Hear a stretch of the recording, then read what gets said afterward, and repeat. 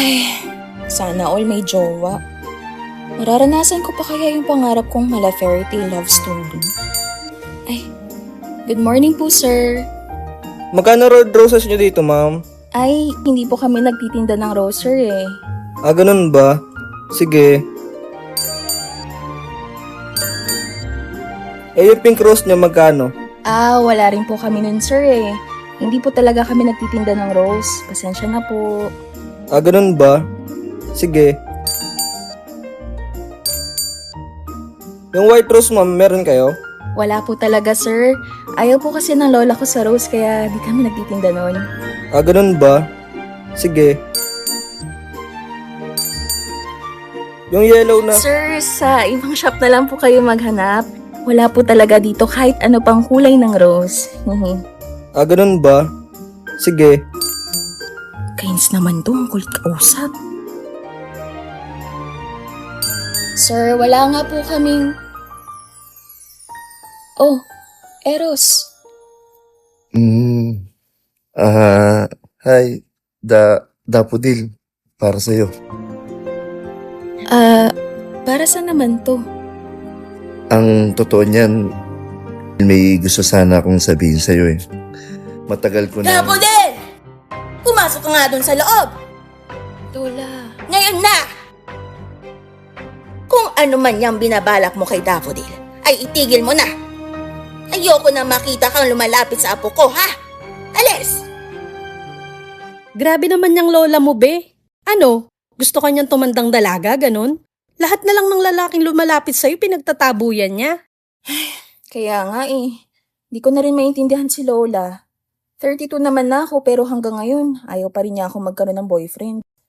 Pero, alam ko naman kasing ako lang ang meron si Lola eh. Kahit na, be. Di pa rin tama yung ginagawa niya, no? Alam mo, dapat matuto ka ring magdesisyon para sa sarili mo. Isipin mo yung kaligayahan mo. Naku, boy. Patay tayo dyan. Tiklop ka pala kay Lola Dalia eh. Yan naman labang ko doon, boy. Lola niya yun eh. Si Lola Dalia na palaki sa kanya at tumayo nanay tatay niya. Oh, di susukan lang agad, boy. Hindi, no? Pero hindi ko rin naman alam ang gagawin ko eh. Sus, alam mo yan dapat mong gawin, boy. Pagmahal mo, paglaban mo. Patunayan mo sa lola niya na mabuti ang intention mo kay Dapodil. Sir, hindi nga po namin pwedeng i-refund yung pera nyo. Lalo na't lagas-lagas na po tong bulaklak na binabalik nyo po sa amin eh. Sa iniwalay na nga ako ng girlfriend ko eh. Hindi mo ba naintindihan yon? Ano pang gagawin ko sa lintik na bulaklak na Sir, to? saglit lang po. Umalma lang po tayo. Naintindihan ko po, sir, yung pinagdadaanan nyo. Mahirap at masakit po na iwan ang taong mahal mo. Pero, sir, huwag naman po sana natin idamay ang ibang tao sa sakit na nararamdaman nyo ngayon. Hindi man po maganda kinalabasan ng relasyon nyo.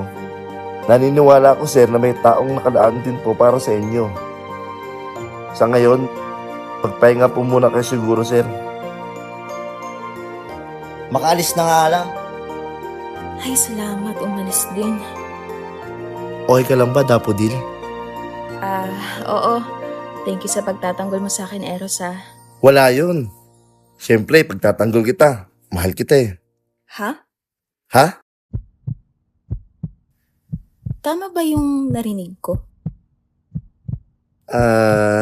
Kasi, ano eh, ang totoo niyan, Dapodil,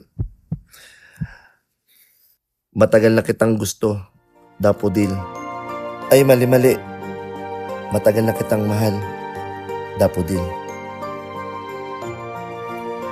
Dapodil! Lumayo ka nga sa lalaking yan! At ikaw, hindi ba sinabi ko nang huwag kang lalapit sa apo ko?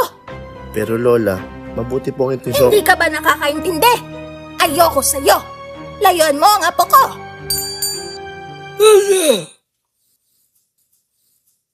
Antonio? Mahal ko! Hanap din kita sa wakas! Teka, ukay ka pa palang hayop ka!